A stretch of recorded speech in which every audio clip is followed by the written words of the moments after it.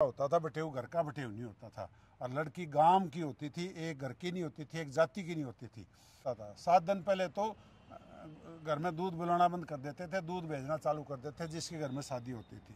रहेंगे यहाँ पे पहले भी तो नहीं होया करता ना, पहले ऐसे ब्याह शादी होती, कोई भंडारा होता तो आपस में कराया करते। अरे दर्शकों ने प्रियंका को हाड़ की राम राम। और वही फिलहाल खड़े हैं हम चीन में, और चीन में एक बहुत बड़ा टेंट लग रहा है। जो लड़का घर तक 1500 रुपये लेकर लिखड़ा था, तो आज बहुत बड़ा टेंट लगा दिया है। तो वो ऊपर पूछेंगे, ताऊ राम राम है। राम राम बेटा। ताऊ आज ये इतना बड़ा टेंट क्यों कर लगा दिया? बेटा ये एक सामाजिक समारोह बनाया है हमने, जिसके अंदर सर्व जातीय, सर्व धर्म, सर्व वर्ग और सर्व सामाजिक संगठन चलाने वाले लोगों को हमने यहाँ पे बुलाया है, ताकि एक प्लेटफार्म पे सब लोग इकट्ठे होके भाईचारा बने। समाज के लोग जो समाज के लिए काम करते हैं वो इकट्ठे हों और वो इकट्ठे होकर समाज के लिए काम करें। क्योंकि हमारे देश के अंदर जो सिस्टम पनप रहा है ना, उससे हमारा भाईचारा कमज़ोर पड़ता जा रहा है और हम भाईचारे को एक करना चाहते हैं। और मैं ये चाहता हूँ कि सब धर्मों के लोग, सब जातियों के लोग, सब संगठनों के लोग एक प्लेटफार्म पर बैठ कर एक थाली में खाना खाएं और हमारे संगठन को, समाज को मजबूती प्रदान करें। तो भंडारे तो हमने बहुत देखे हैं, लेकिन ऐसा भंडारा तो हम पहली बार देख रहे हैं कि भाईचारा न इकट्ठे करने का भंडारा। हमारा भाईचारा ही होता था और पहले के टाइम में जो चीज़ें होती थी, हम तो उसी समय के आदमी, हमने जो देखा हुआ है। और वो जो चीज़ आज हम देख रहे हैं वो हमारे को हजम नहीं हो रही है। इस वजह से मेरी सोच ये कहती है कि हमें जाति पाति की नफरत ख़त्म करके हमें समाज को एक गरीब अमीर की दूरी घटा के और हमें समाज के सब लोगों के लिए काम करना चाहिए। पहले गरीबों की लड़कियां की शादी किया करते और पहले गरीबों का ध्यान रखा करते, उनके मकान बनवाया करते, उनके बच्चे पढ़ाया करते। आज जो आर्थिक व्यवस्था हो गई है, इसको ख़त्म करके समाज को जब तक हम आगे नहीं लाएंगे, जब तक हमारा कोई भला नहीं होने वाला। और ये पहल एक मैं यही कह सकता हूँ कि पूरे हरियाणा में पहले किस्म की पहल है और इस पहल का मकसद एक ही है कि सब लोगों को एक थाली में खाना खिलाना और हमारा भेदभाव को ख़त्म करना। तो कितनी दूर दूर तक होंगे? इसमें लगभग पूरे हरियाणा से लोग आ रहे हैं और हमने जो बुलाए हैं, जो सामाजिक संगठन चलाते हैं, कोई भी पंथ हो, हमें कोई सब पंथ के लोग बुलाए हैं। मैं आर्य समाज भी कह सकता हूँ, राधा स्वामी भी कह सकता हूँ, जितने भी पंथ हैं सब पंथों के लोग भी हमने एक जगह इकट्ठे करे हैं। चाहे कोई किसी पंथ से जुड़ रहे हो, जो कोई किसी भी पंथ से हो, किसी राजनीतिक पार्टी से हो, किसी भी जाति से हो, किसी भी धर्म से हो, किसी भी व्यवसाय से हो, कोई हमें कोई ये नहीं है। ना तो यहाँ पर कोई उद्घाटन होगा, ना कोई यहाँ फीता कटेगा, ना कोई यहाँ वीआईपी है। ये सब कुछ एक समान तरीके से सबको डील किया जाएगा। ना किसी के लिए बैठने की व्यवस्था अलग है, ना किसी के लिए, सब एक ही जगह पर एक ही थाली में खाना खाएंगे और एक ही तरह की व्यवस्था की गई है। ये हमें ये दिखाना है कि कोई वीआईपी नहीं होता, आम आदमी भी हमारे लिए वही है। जो कि लोग ये वीआईपी कल्चर ना बना के सामाजिक कल्चर हम बनाना चाहते हैं। समाज का मैं एक ऐसा संदेश देना चाहते हैं जिससे ज़रूरतमंद आदमी के लिए कोई खड़ा हो सके। हमारे जो बीच में ये दूरियां बढ़ गई हैं, हम जातियों के बेस पे एक दूसरे से दूर भाग रहे हैं, हम समाज की ज़रूरतों को नहीं देख रहे। ये समाज से पूरी हुआ करती। अब ये जो मददें आती हैं सरकारों से, बैंकों से, इनसे हमारा काम नहीं चलता। आखिर में समाज हमारे लिए सब कुछ होता है और समाज ही हमारे काम को पूरा करता है। तो इसलिए हमने सामाजिक संगठन मजबूत करने के लिए, समाज को एक जगह इकट्ठा करने के लिए काम किया गया है। तो ताऊ कब का है ये भंडारा? ये कल है, रविवार है। कल 9 बजे हवन होगा। सब संगठनों के लोग उस हवन में बैठेंगे, सब धर्मों के लोग उस हवन में बैठेंगे। 9 से 10 हवन चलेगा। 10 से लेकर 4 बजे तक भंडारा इसलिए रखा गया है कि इसमें हमारी जो व्यवस्था है वो कम से कम 5000 आदमियों की व्यवस्था की गई है, ताकि शाम तक हर एक आदमी को भोजन मिल सके और कोई भी मतलब ये ना कहे कि भाई हमारा भंडारा समाप्त हो गया, आप वापस जाइए। हम ये नहीं चाहते। जितनी देर, 4 बजे तक तो हमारा टाइम है और उसके बाद भी अगर लोग रहेंगे तो ये चलता रहेगा। हमने इस तरह की व्यवस्था की है। जैसे तो आप कह रहे हो कि मतलब इसमें सभी पंथों के या फिर सारी चीज़ें, जैसे आप कह रहे थे कि सरकार से या फिर बैंकों से पैसा लेने से काम नहीं चलता। एक टाइम होया करता कि गांव राम जड़ा खड़ा हो जाया करता, उड़ा चाहे गरीब होता चाहे कोई और काम होता तो फटते ही हो जाया करता। गांव आज भी राम है।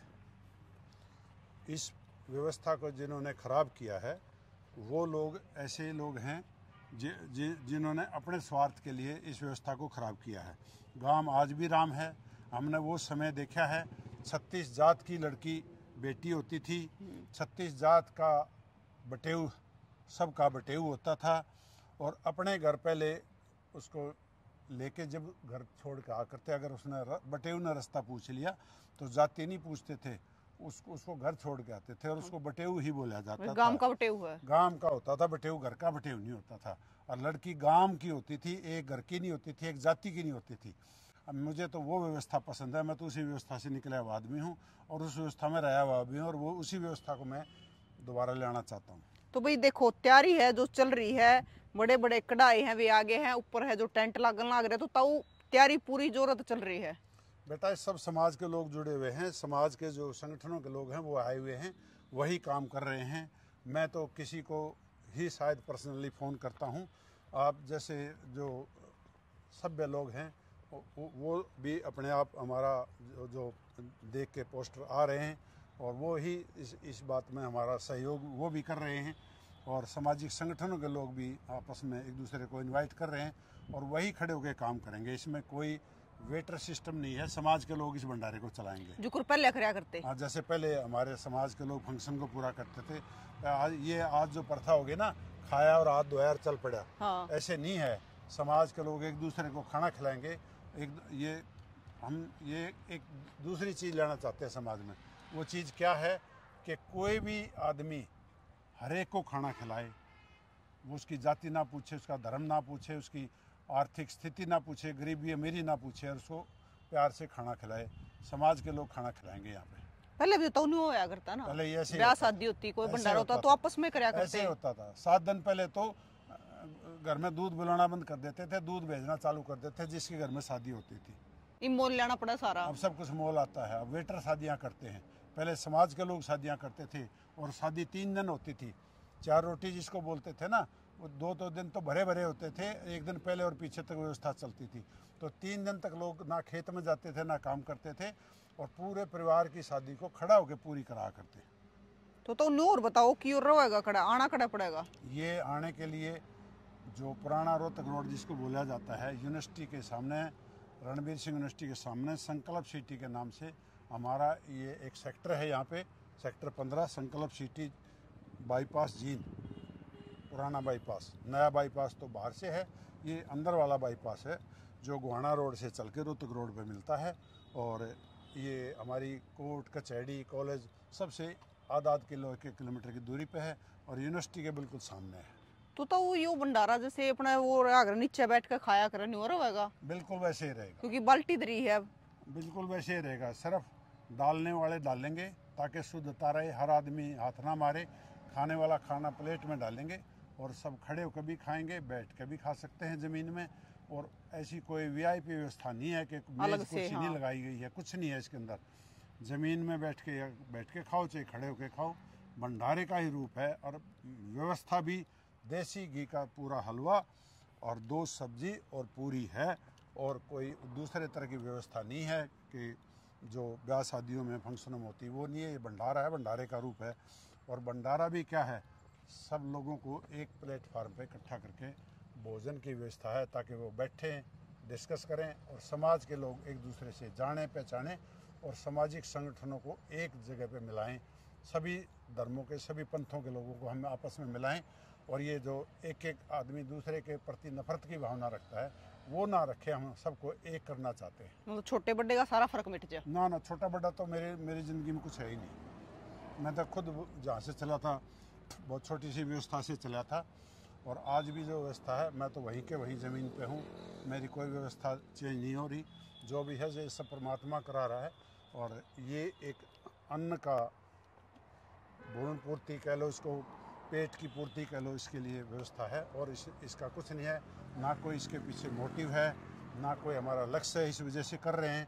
और ना हमने इसके लिए कोई लिखा छपा, कोई कार्ड नहीं छपवाए गए हैं, किसी को कार्ड नहीं भेजा गया है।